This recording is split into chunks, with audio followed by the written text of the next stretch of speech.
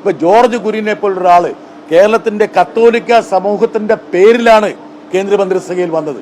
ആ കോട്ട കാണിച്ചിട്ടാണ്. ക്രൈസ്തവ ലേബലിൽ മന്ത്രിയായിട്ട് പോലും ഈ ക്രൈസ്തവർക്കെതിരെ, ന്യൂനപക്ഷങ്ങൾക്കെതിരെ, സാധാരണക്കാർക്കെതിരെ, പാവപ്പെട്ടവർക്കെതിരെയുള്ള ഈ യുദ്ധപ്രഖ്യാപനത്തോട് പുറംതിരിഞ്ഞു നിൽക്കുക എന്ന് പറയുന്നത് സത്യം പറഞ്ഞാൽ അല്പമെങ്കിലും ഉളുപ്പുള്ളവർക്ക് പറ്റുന്നതാണോ? എനിക്കറിയില്ല.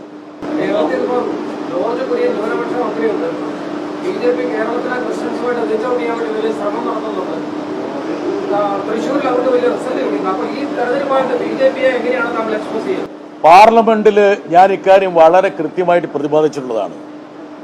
ഉത്തരേന്ത്യയില് പള്ളികളും പള്ളിക്കൂടങ്ങളും ക്രൈസ്തവ ആരാധനാലയങ്ങളും തകർക്കുന്നു, ബുൾഡോസർ വെച്ച് മുസ്ലിം വീടുകൾ തകർക്കുന്നു. അതിനുശേഷം ഇവിടെ വന്നിട്ട് അരമനകൾ കയറി കേക്ക് വിതരണം ചെയ്ത് നിരങ്ങി നടക്കുന്നു. ഈ കാപട്യമൊക്കെ എല്ലാവരും മനസ്സിലാക്കുന്നില്ലേ?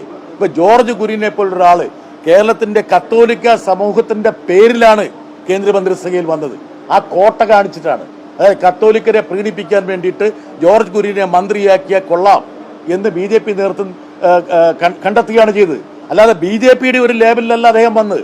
എന്നിട്ട് പോലും ക്രൈസ്തവ ലേബലിൽ മന്ത്രിയായിട്ട് പോലും ഈ ക്രൈസ്തവർക്കെതിരെ, ന്യൂനപക്ഷങ്ങൾക്കെതിരെ, സാധാരണക്കാർക്കെതിരെ, പാവപ്പെട്ടവർക്കെതിരെയുള്ള ഈ യുദ്ധപ്രഖ്യാപനത്തോട് പുറംതിരിഞ്ഞു നിൽക്കുക എന്ന് പറയുന്നത് സത്യം പറഞ്ഞാൽ അല്പമെങ്കിലും ഉളുപ്പുള്ളവർക്ക് പറ്റുന്നതാണോ? എനിക്കറിയില്ല.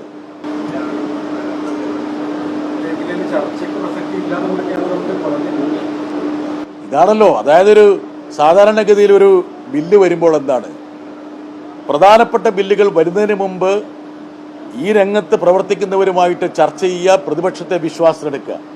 ഇനി അതിനുശേഷം രൂപീകരിക്കുന്ന ബില്ല് കൊണ്ടുവരുമ്പോൾ അത് പ്രധാനപ്പെട്ട ബില്ലാണെങ്കിൽ ഒന്നുകിൽ സ്റ്റാൻഡിംഗ് കമ്മിറ്റിക്ക് അയക്കുക, അല്ലെങ്കിൽ സെലക്ട് കമ്മിറ്റിക്ക് അയക്കുക.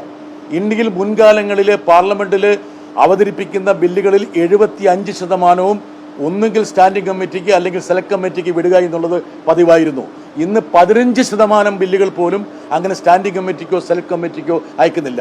ഇപ്പോൾ ഈ നിയമം പാർലമെന്ററി കാര്യ മന്ത്രി പറഞ്ഞതെന്ന് വെച്ചാൽ ചർച്ച പോലും ഇല്ലാതെ ഞങ്ങൾ പാസ്സാക്കും എന്ന് വെച്ചാൽ സാധാരണഗതിയിൽ ഒരു നിയമനിർമ്മാണത്തിൽ പാലിക്കേണ്ട ഒരു നടപടിക്രമവും ഞങ്ങൾക്ക് ബാധകമല്ല എന്നാണ് ആ മന്ത്രി പറഞ്ഞിരിക്കുന്നത്. ഇത് ജനാധിപത്യ രാജ്യം തന്നെയാണോ എന്നുള്ള കാര്യത്തിൽ ഒരു സംശയം ഇനി ആർക്കും വേണ്ടതില്ല.